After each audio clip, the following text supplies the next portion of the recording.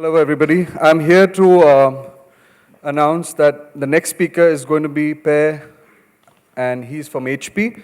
A little bio or intro about him. Per is a 46-year-old Dane and has been in the graphic arts industry since 1984 for almost 26 years. Per's key area of focus and responsibility has been across commercial printing supplies, that's film, plate, and chemicals, analog and digital, pre-press, analog and digital offset printing presses. He has spent close to 12 years with the East Asiatic company, who in India has a very close partnership with Mahindra Mahindra Private Limited. 2 years with Gluns and Jensen Denmark, that's film and plate processing solutions for analog and CTP. And 12 years with Heidelberg, the regional head office for APG in Singapore. In all, he has been in Asia for the last 22 years, living in Indonesia and Singapore. Per is currently the segment manager for HP Indigo in the Asia Pacific region. And with that, I give you Per.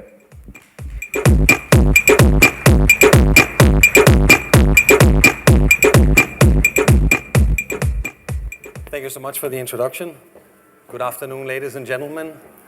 Thank you for giving me the opportunity to address all you here. Thank you to Fred Punavala and the organizing committee behind the Print Summit 2011 for allowing me on stage to address you in the next 45 minutes with a topic that is very close to my heart.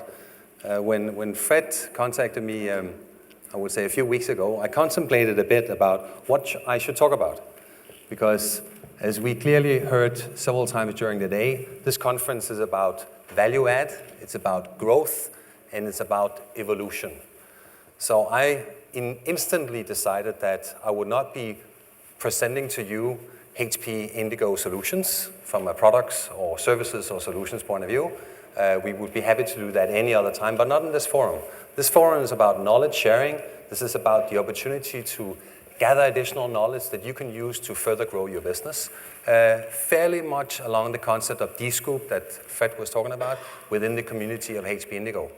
So what I decided to do was to step into your shoes for a moment and think about, in the area of digital technology, which everybody talks about today, how is it looked upon from a commercial printer's point of view, whether it's in commercial printing, quick printing, packaging printing, from a printing business point of view. And in the next 40 minutes or so, I would like to address 2 points. That is, what is the status quo of the digital printing industry today from our point of view, and what are some of the key elements that we really feel should be in your minds when you consider your future, where your business is going to be in the next X months or years from a digital perspective. To do that, I need to step a little bit back in time. I don't know how many of you had the opportunity to be in IPEX in 1993. I had the opportunity myself. At that point in time, I was actually living in Indonesia, responsible for the selling of analog film, pre-sensitized plates, chemicals, etc. And I witnessed Mr. Benny Lander, who is the founder of Indigo, presenting the first digital print press. I was a little bit blown away. Personally, I didn't believe his statement when he said, everything that can become digital will become digital, and printing is no exception. When I look at what has happened in the past 17 years, my conclusion, along with others, is that he was absolutely right. If we look at the industry today, everybody is addressing digital from different aspects. Many companies are moving into digital business. And even as late as yesterday, there was an announcement that the company Heidelberg, where I spent many of my younger years, has made a collaboration with the company Ricoh. That was just one of several announcements that have happened over the past 6 months or so. So it goes to solidify the fact that vendors, as well as printers like yourself, as well as solution providers, have digital on their minds. Mr. Lander also had another statement, and that was the ultimate run length of a job is 1 copy. Now, whether you believe that or not, it is catching on from the point of view of variable printing, customized printing, versioning, etc. It is not quite there yet in all markets, but we are clearly seeing trends that the market as such in terms of jobs that are being produced is manufactured in a way that it is satisfying the needs of the marketeers of companies in the world that have the desire to have a one-to-one engagement with their customers. And the one-to-one engagement is a personal type of communication, for instance in the printed media, that addresses the needs and the wants of whoever is the recipient of print, meaning that the print job has a run length of 1 copy. As I said, it's not quite there yet, but there are certainly trends that we are moving towards that direction. So overall, where are we today? To copy the statement of Dr. Neufeld, what is the current status quo? I'm sharing with you a little bit of statistics up here that addresses the numbers in million euro of the value of digital print relative to the global printing and packaging market. And if we go a little bit back in time to the year 2008, a research company called BMPA International estimated that the total value of the printing market worldwide was about 525 billion euro. Out of that, the estimation was digital took a 9% share. If we then go a little bit into the future, it's expected that that number will grow to 640. Closer point of view, closer to home point of view, I've highlighted a few numbers about India, also again provided by BMPA International. They said in the year 2000, the value of the digital market in India was about 123 million euro. That is projected to be 1.2 almost billion last year, and it's expected to grow by another 100% in a few years' time. So clearly also in the market of India, digital printing is catching a strong, very strong foothold indeed. The compounded annual growth rate actually, from an India perspective, is very much on par with the compounded growth rate across the world on average. I will certainly not bore you with statistics, that's not the intention. The intention here is to learn, and I just wanted to open up by sharing a few statistical facts about the industry as we see it. But I would certainly want to emphasize and focus on some of the key elements that I believe should be on anyone's mind when considering to go into digital. And the starting point, as I see it, the best point would be really to ask yourself the question, where do you want to take your business to? Where are you today? What is your today's status quo? And where would you like to be tomorrow, next month, next year, in 5 years from now? How do you see your business growing? And when you contemplate over that, you will get into thinking about current pain points, as I call them, or current obstacles or challenges that you would like to focus on. Some of these I've listed here, there could be many more. But are you currently facing a degree of cost, a high level of competition in the field that you service? Is that the diversification that you are not able to compete with? Do you have a lack of skills? Is the capacity that you have in your printing factory underutilized or overutilized? What is your turnaround time? Are there customer demands that you can't fulfill, etc., etc.? With that in place, you can begin to think about where do you want to be. And if the thought is towards going into digital, I'd like to share with you that from a global point of view, what is driving most companies today into digital are listed up here as the top 3 current drivers. Number 1 being the turnaround time. Print buyers are becoming very savvy, they're becoming very demanding, they know what they want, they know when they want it, they know where they want it, and they also know how much they want to pay for it. So turnaround time is the single key most important driver for the evolution or the revolution of digital in our industry. Secondly, which may be a surprise because most think that short run is driving this change. It is, but at a second place. Short run being the lower or the smaller volume of prints per specific job. Now, what is short run? To me, that's individual to a local market, even to a local company. I met companies in China that are considering prints of 5,000 to 10,000 pieces being a short run when they're used to producing 100,000 or 200,000 pieces. Other companies are saying, well, a short run job for me in Korea is 10 copies. So you have a range. There is no standard, even in the area of short run color printing, to define what is really short run. The best standard to say is that it's shorter than what it used to be. Variable data and personalized documentation is also a key driver for digital. Not so much in India, not so much in Asia, but certainly in Europe and the US. But it's growing fast. My personal expectation is that especially in the area of variable change of content, in the areas of even general commercial printing, but certainly in the areas of publishing, in the area of direct mail, of course, in the area of what we call transactional printing, which is the printing of statements from utility companies or from banks or from credit institutions. All that requires variable content because it is user or recipient specific. What does that mean? It means that it will have a bit of impact. It will also have an impact on the world. And I just chose to put up another slide with a few statistics here to show, according to Pierre, what does that mean to the traditional analog printing industry? It means that the capacity or the installed base of hardware is dropping tremendously. If this holds true, you will see 58% less printing presses in the world by the year 2015. Meaning analog printing presses.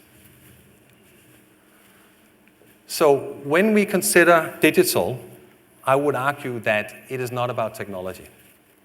You have so many opportunities today. It is a wilderness of possible paths that you can take, all depending on who you talk to, what vendor, what product solution, what services solution. I would argue to say that it has nothing to do with technology, what you want to do in the very first step. The first and most important question to ask yourself is, what kind of niche am I trying to fulfill? What kind of applications would I like to offer to my customers? And how can I then apply technology to do that? When you know what you want to do, the next question to satisfy is, how do you want to do that? And the how is the utilization of technology. So technology actually becomes fulfillment. It becomes fulfillment of what you would like to achieve. So make up your mind first. What would you like to achieve? Now, a number of key elements in no particular order of importance I will list here in the following, and I certainly hope I have time enough to go through this. Some of this will be a little bit fast, unfortunately, but there's no particular order or priority here, but certainly the area waste is on everybody's mind. We would like to avoid waste sheets. Everybody knows that in analog offset printing, there is an amount of waste, whether it's 200 to 300 sheets before you get the first OK sheet or the first syllable sheet, that's questionable. I'm using a global average here. It could be shorter for some companies. It can even be longer for other companies. It is very much job specific. However, if you're using the latest state-of-the-art static presses or analog offset presses, you will have less waste. However, it is still significantly more than digital. In terms of some of the digital solutions that I'm aware of, we are typically saying that for any kind of job on average, we have no more than 10 waste sheets. That is even a conservative statement because many jobs are printed completely without waste. So the key advantage in terms of digital output is you reduce waste significantly. And through that, of course, we reduce cost. Secondly, quality. What is quality? I think I can ask each and every one of you in this room here a question about quality, and I will probably get a lot of different answers. Quality can be measured through standardization, but in the fact that we are not utilizing, for instance, Fokker standardization throughout the world to the extent that we should and would like, it will come eventually, but the fact of the matter is that standardization is not that promulgated as it should be. Standards are in the eyes of the beholder. You can have a print buyer who appreciates a low-quality product printed on X, Y, Z solution as a decent kind of quality that he or she is willing to pay for, and then you can ask someone else who will never accept that kind of output. But that person is potentially also willing to pay a little bit more for a higher level of quality. So you cannot just command to say, I'm printing a high level of quality. If your customers do not want the high level of quality, you are not able to sell your high quality services. Most commercial printers do print according to high levels of quality because we do expect that analog offset printing has a high level of quality, whether measured or not. And from a digital point of view, especially with HP Indigo, we are matching ourselves in anything that we do against what we believe is the perceived level of quality, meaning offset quality. So from our point of view, a digital solution is actually a digital offset printing solution, not a digital solution. Other companies are measuring against other standards or have other benchmarks to meet. I will not get into that. But I think what is important to realize when you want to decide where you want to bring your business to is how important is the level of quality. Do you want to maintain the current level? Do you want to go to an even higher level? Or do you want to cover a wider field of potential quality differences? Static versus dynamic. Not potentially that known yet, but I choose to refer to analog offset as being static printing as opposed to digital offset that is dynamic printing. It is a little bit of a steal from internet service providers when they define their addresses, but in terms of printing, it is the difference between do you print the same content all the time, or do you have an opportunity to change from page 1 to page 2 to page 3? This comes back to what I said about the ultimate run length being 1 copy. Now, an interesting observation is what you see down here in the yellow box. Frank Romano is a renowned expert in the world, and one of the surveys that he conducted, the conclusion was that while variable data printing is not very big worldwide, it is about 10% or less, which is also echoed by some of the manufacturers of analog offset worldwide. The interesting observation is that those that are in variable data have a very high share of revenue, right? So variable data actually today can command a value add to the services that you provide, and you can actually charge a premium for it. Not in all markets, not to all customers, but there are customers that are asking for it in terms of having a higher level of reach in their marketing efforts. Meeting buyer demands. I was talking a little bit about the savvy print buyers before. Buyers asking for what they want, when they want it, how much they want to pay for it, and where they would like it. I think the time, place, and volume criteria are becoming exceedingly important. Print buyers, they know what they want. One challenge, I think, is when you have customers, whether you know them or not, I will talk a little bit about that later, you will have a print buyer asking you to print something, and you will print that for the print buyer. Is the print buyer really aware of what the opportunities exist in terms of having more than what he knows that he can have or she can have? Are they aware of the fact that the printing industry is evolving and changing? The fact that we, for instance, have variable data, that you can have versioning, that you can run shorter runs, that you can print digitally, meaning you need to carry less inventory. I think what you need to consider in your business planning is the opportunity to go and talk to your customers and better understand what their wants are, what their level of understanding is in terms of what can be done from a printing point of view, and consult with your customers and through that grow. One opportunity, for instance, is to say, well, you can actually distribute and print, or you can print and distribute, right? Print and distribute we have been doing for many years, but today we have the opportunity, also as Dr. Neufeld was talking about, we can distribute and print. You can have a pre-press job done in Munich, and you can print it here in Mumbai. We were also talking about that earlier in the print management session. That is a very distinct opportunity that we have today. The world is becoming smaller, and through networking, through collaboration, for instance, via the Print Summit here, collaboration between yourselves, collaboration in this group, you have the opportunity to shrink the world and actually satisfy customer demands across the globe. Going long to ultra short. Well, there's so many reasons for job volume moving from long to ultra short. I'm just listing a few of them here. One, of course, is the reduction of inventory.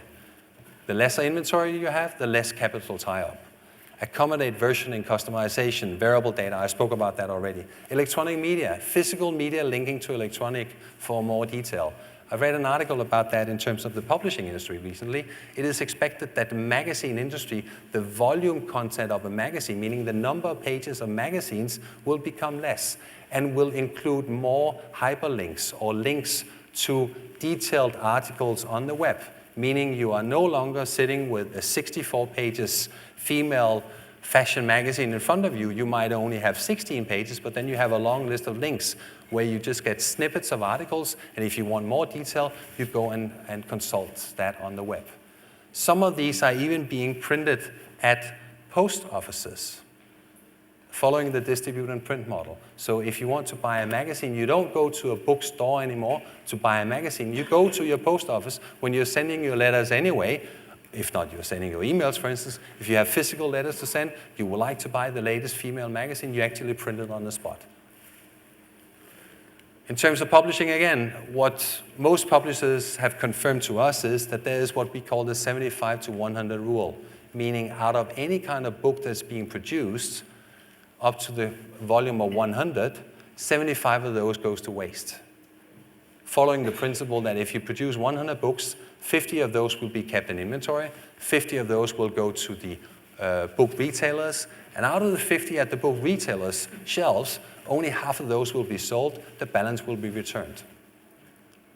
Not for any future selling. So 75% is waste. How can you sustain a business if you lose 75% of the products that you manufacture? That's impossible. So there's a strong desire to reduce the volume of book printing down to actually one book at a time. That is the ultimate. Amazon is following that to the extent of about 20 to 30% of what they're producing. They're producing what we call OBAT, or one book at a time.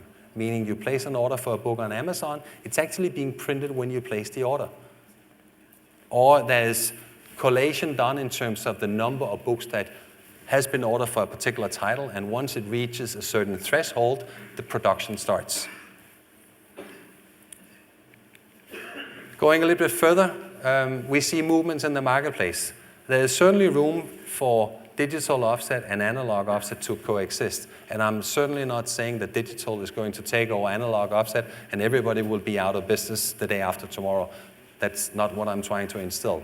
What I'm trying to instill with you is that what may have appeared to be hot topics or buzzwords in a few years back is actually here to stay.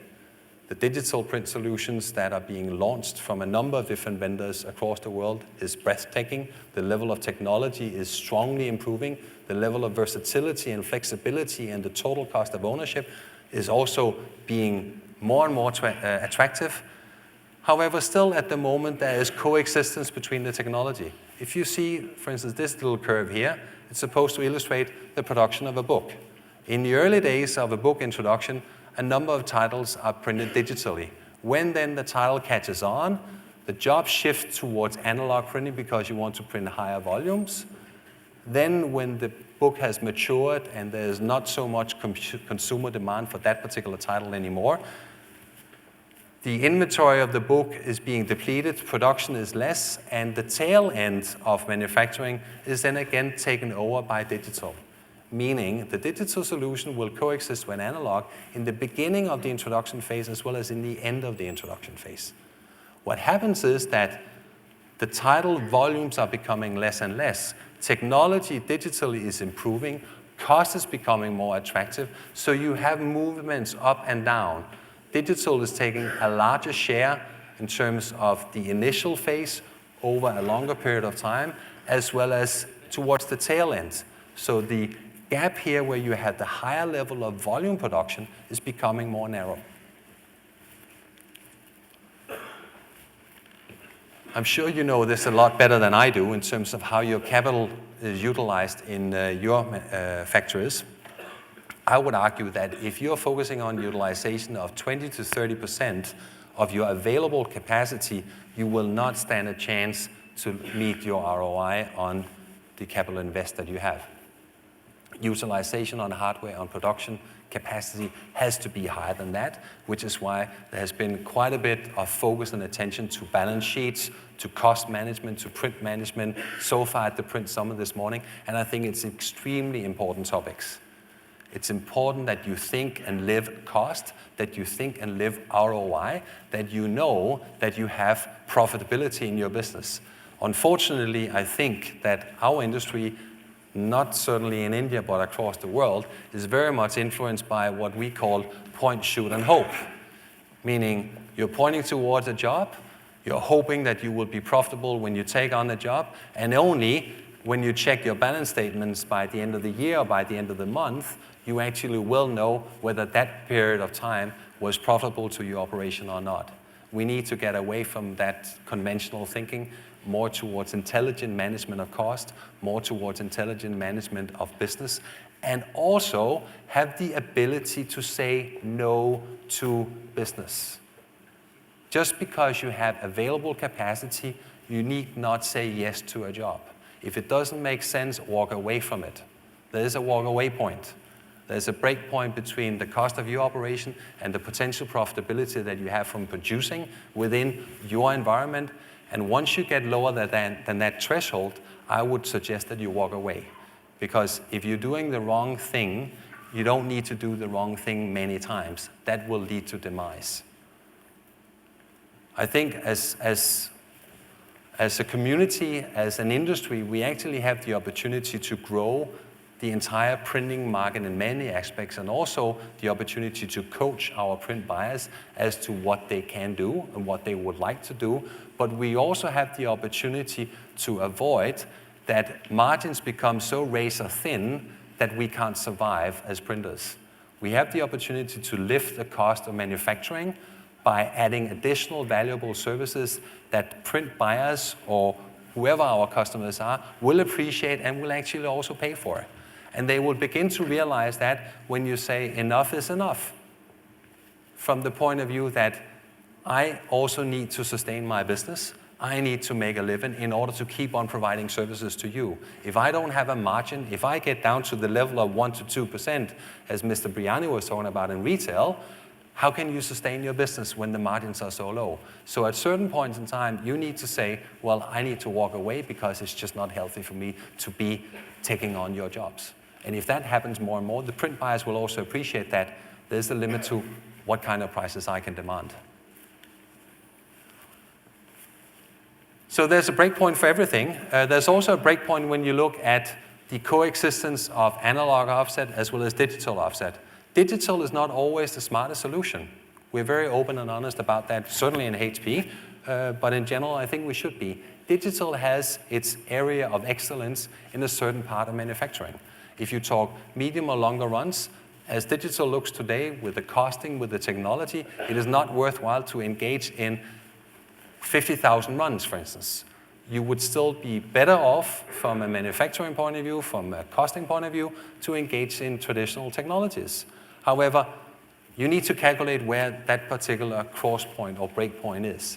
That is not something that you can standardize across the globe, even across India, even across a region in India. I think you can only standardize that across your operation, even down to a single job. When does it make sense to deploy a digital solution as opposed to an analog solution? And in your cost of calculation, I will not repeat what has been said this morning already, but one thing I noticed was that nobody ever talks about opportunity cost. It's usually not included. You're talking about your direct cost and your indirect cost of operation. But have you also considered what are the costs to you of foregoing business? The fact that you say no to business because you cannot meet demands in terms of, for instance, quality, or in terms of what the specific print buyer is asking for, or specifically in terms of turnaround time. If you have a print buyer coming in the morning and say, I need 500 copies of this particular flyer by 4 p.m. this afternoon, and you're completely occupied, you say no to that business probably. What is the cost of saying no to that? Are you taking the cost of that into account when you do your cost planning? I think most companies are not doing that. Green printing, I think we have a session about green printing in the afternoon. I think it's going to be important. I will not spend a lot of time on it, save to emphasize that digital technology also supports the focus that the entire world has about the environment that we live in, the carbon footprint of manufacturing. Dr. Neufeld was talking about new governing teams looking also at the carbon footprint of our industry. I think it's important, and I think from a digital point of view, we have an opportunity to also respect the environment and also the coming generations that we would not otherwise have if we don't change. Flexibility, inks, stocks, special media, special inks, etc., has been a little bit of buzzwords in the past. Many have said, well, you know, digital printing, you do require special inks, or you can only print on company-specific substrates, or I'm limited to printing a certain gamut of the entire color space, etc. That is changing tremendously. Inks are becoming more available globally as well as locally, all depending on the solution, whether you talk toner printing or you talk electro ink, like for HP Indigo. Ink availability is not an issue anymore. Stocks in terms of media, what is it that you print on, is also not an issue. Either you can pre-prime or pre-coat the material that you would like to print on yourself. If you have a certain local type that you want to print on, you can do that digitally. Or you can go with what is called certified papers from manufacturers, which is also growing in availability worldwide. Special media can be accommodated, special inks, like we have out here a banner talking about white ink. Special inks are coming, and it's all intended to begin to satisfy a new kind of niche business, a new opportunity for you as printers to offer to your customers. Print on demand and close to instant turnaround time is certainly an element of flexibility. And I want to highlight to you that not so long ago, I was in Seoul, South Korea, in an area called Chungmuro. Chungmuro is very much of a, yes, thank you, of a quick print mecca. And there we have, including HP Indigo, we have a number of digital printers that are turning around high quality offset standard jobs in 15 to 20 minutes. That's the speed of operation in that particular area, and that's coming more and more in the world. Turnaround time, I've mentioned that already. If you cannot meet or fulfill requirements, you will have an issue. A quick calculation here, now I have really to catch up on my time, shows that if you will have a job of 240 sheets, and unfortunately I only have basic data from HP Indigo to refer to, so I can't talk in general, but in terms of our technology, you can turn a job of 240 sheets, which is really a short run job, in about 1.5 minutes, or a little bit more than 1.5 minutes. If you want to do the same job in a standard analog offset environment, you would need close to about 50 minutes, all inclusive.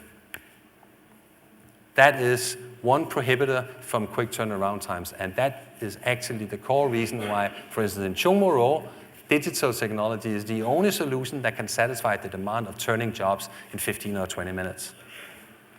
Human element is important, but with the degree of automation, the degree of printing system automation, process controls, standardization, etc., you are no longer relying on the skills and the expertise of the press person standing behind your 2, 4, 5, 6, 7, 8, 12 color press. It is no longer required. It is no longer a situation where I would say the press person can be the potential bottleneck of the quality of the business that you deliver because of the degree of computerization and the degree of automation that exists in digital systems. So keep that in mind for consistent quality production, consistent quality delivery to your customers. There are opportunities available that might not be currently available in your environment. And it's a connected world. I already spoke about that. I will not mention D-Scoop again, but there are other solutions out there where you can sign up with network providers that link up printers with customers from around the world. You can have a company in New York wanting to do a trade show in Mumbai. They don't want to carry their 500 brochures all the way from New York to India, so they send a file and get it locally printed. It's available in the hotel room when the marketing manager steps or checks into the room. And it's all printed according to standards. It gives a degree of flexibility and it gives a new angle to service that you have the possibility to provide to your customers, either in India but also abroad, that they are not aware of, and they are willing to pay a premium for it. Added applications. Again, you need to think about what is it that the buyer needs? Is it what he or she is asking for? Well, you have the opportunity to educate the marketplace. As much as we want to grow and evolve ourselves in the industry, I think we have a duty as well to also try to grow the consumer element, the consumer, so that they know more of what is possible. Have you gone and talked to some of your companies to say, are you aware that I can help you with your marketing campaigning by offering variable data content? Are you aware that I can do versioning of books production, for instance? Are you aware of the fact that I can manage your entire marketing campaign? A lot of companies worldwide are moving away from just being print providers to actually being marketing providers, because printing is part of communication and that is part of marketing. It's not just ink on paper. As much as in HP Indigo we say, we are offset and we do ink on paper. Printing is not just what you have on a media. It is the entire communication cycle that you have with the consumers.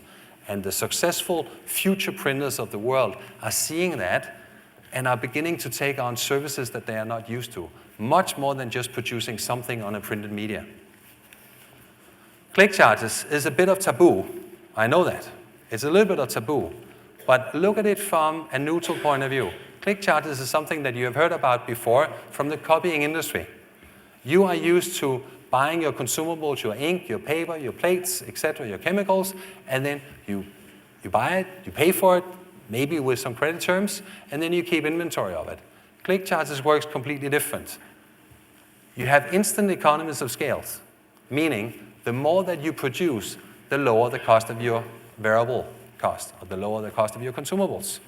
You have suppliers assurance. You don't have to think ahead and make sure that you always have enough plates for the next week, or you have enough cyan because you have certain jobs coming in, so you're actually overstocking yourself just to be sure you have enough. No, that role is taken over by the provider of the services, who is also making sure that ordering is done on time, stocking is done on time, and everything is managed. And by the way, payment is only made when you have used the material. So if you have certain material in your warehouse that you're not using, you're not paying for it. But the vendor will make sure that you have enough to accommodate the volume of business. That's the key advantage of click charges. I know it's very new to general commercial printing. It's new to new. It's certainly new to me from my past career. But I think it makes sense. It makes sense that you're only paying as you consume instead of paying up front, whether or not you can negotiate certain credit terms. And almost towards the end, the industry is also changing, and I think one area where we have not seen a lot of quantum leaping development has been in the area of finishing, or in the area of post-press. If you look at the printing industry from a pre-press, press, and post-press point of view, we have seen quantum leaps in the past 10 years in pre-press, certainly. We have also seen that in print, but not so much in post-press. So there is quite a degree of focus on post-press, and one degree of focus is certainly to move from offline post-press or nearline post-press into inline. Meaning from a digital offset production point of view, you will begin to see systems like is illustrated here. You will have perfect binding, saddle stitching, booklet making, or cutting, slitting, scoring, or just coding built in line with the digital solution. And I know the timekeeper is nearing this, so I will hurry up. Diversification, again, not that I want to bully the point, but let me refer you back to what Mr. Briani was saying. Think big. Think big. Think out of the box. Really sit down, when you go home this afternoon, think about where do I want to take my business in the future? What is it that I would like to do? And try to go a little bit beyond the box borders that you're used to speculate, are there opportunities that may or may not be risky, that may or may not be possible, that maybe I would like to consider? I really think that pioneers in the world have taken on risk, but they have also seen rewards in the past. And some will succeed, some will fail, but at least do yourself the justice to think, what can I do in the future that I'm not doing today? How can I sustain my business? I sustain by knowing more about what happens in the future. I sustain by being aware of where I would like to be, but I don't sustain by keep on doing what I have been doing in the past while seeing that my neighbor is overtaking me on the left-hand or the right-hand side. That's not how you sustain your business. Education, I said that. I think we can grow our market. Printing will not die. It will never die. From the very first day when I joined a company and I came into graphic arts, I heard the buzzword, it's the paperless society, printing will die, etc. And all statistics over time have shown that paper consumption is increasing. Printing will not die. It is how we print that will change.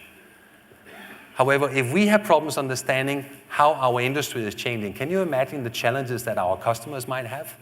They may not even be aware of the technology advancements that have been made in the printing industry. That is all to their benefit. I think we have the moral duty to try to educate our consumers a little bit about what are their opportunities to also grow their business. And when you begin to service your consumers so that they appreciate that you know what they would like to do, you have a lock-in situation and you have a customer for life. Right? If you're providing a level of service which is not normally available in the local marketplace and that is fine-tuned and geared towards the strategy of your customer, I really truly think that you have a customer for life. Standardization, we talked a bit about that. I mentioned that already. In short run, again, there is no standard. You need to decide. If you want to go into the short run color market, what are the runs that you would like to focus on? But there are steps being made towards standardization in digital, and I'm sure we'll hear more about that from Fogra in the time to come. So my time is up. Okay? But I would like to finish with one slide. See? I knew I would get you. Value selling. And I think that's a little bit rocking the boat of commercial printing. Disagree with me if you like. I know it's a provocative and it's a bold statement. I don't think in our industry we understand how to sell. I don't think so. I really don't think so. I think that most of our business is based on long-term relationships. Okay. You will not be able to see the whole thing. Okay, most of our business is based on long-term relationships. I think many of us in the printing industry, we don't have a strategy plan, or we don't have a business plan. We don't know where we want to be tomorrow, or next month, or next year, how we want to grow. We don't even know our customers or what our customers need. I know, as I said, this is provoking, and this is generalizing. I'm sure that some companies out there are completely in charge of their own destinies. But those who are not, I think you need to spend 5 minutes to think about where do you want to be. Okay? Because if you do that, you have the opportunity to offer a model that assures returning customers. And, again, to quote another statement, for many companies, the key to success comes from being adaptable, flexible, and dedicated to new, profitable opportunities. If you are that, I think you have an opportunity to succeed. Now my time is up. Sorry about that. Thank you. Thank you, Per. I thought you were talking about short runs. This was a long run. But thank you so much. Now we've got time for 2 questions. So if anybody would like to demystify digital, now is the time. 2 questions. Anybody? Dave. Per, Yes? do you think that in future you would just sell the hardware and forget about it, rest of it we take care of ourselves? No, I think in the future, the hardware is not important. I think in the future, those that can establish and satisfy a need through a comprehensive set of services, whether that would be business development or consulting services or software or response to certain needs, plus manufacturing using hardware that does fulfill certain standards, that will be the future. The hardware, to me, is just a dumb box. HP Indigo or the Heidelberg equipment or the MN Roland equipment, whatever it's called, is just a dumb box. To me, the question is, how do you use it? Okay, another way, will you be forgetting about your click charges? Whether we will be forgetting about click? Yeah. No, we will not, because I think there are so many advantages with click charges that takes away many of your pain points. So Will no, we be able will to not. buy the ink from the market? Sorry? As we are buying for the offset. Sorry, could you repeat that? Will we be able to buy the toners from the market as we are buying the liquid inks for the offset? Yes, you will be able to buy a toner from the marketplace. I'm sure that. Unfortunately, you will not be able to buy HP Electro ink because we are basing our business on ink, not on toner. So we are tied up with you. One last question.